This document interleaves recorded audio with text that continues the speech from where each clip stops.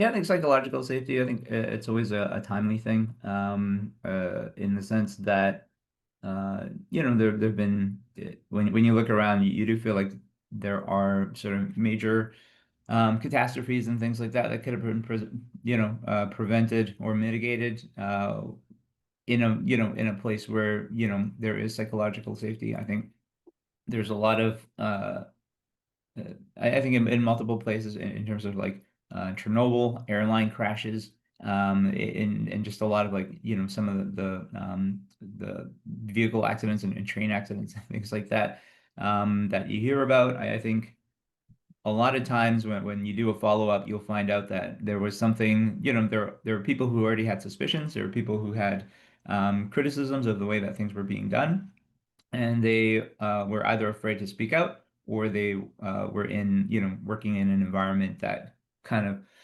shut down that discussion. And I think, it can have really significant consequences both to your business, but also to safety, to people's lives, things like that. I think, yeah, I think even the ability to speak out is sort of uh, it takes a while to get there. It's not like you just flip a switch and and instantly, you have a psychologically safe place. I think in terms of training, I would definitely see that as being, a shift in a culture, something that is developed over time.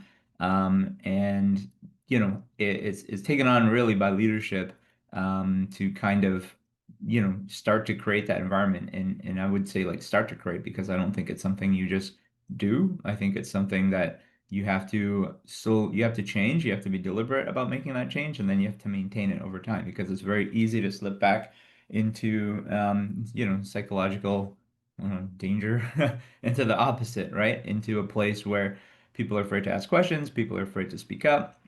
It becomes very, I think, hierarchical, and I think Well, it's easy to fall back into that.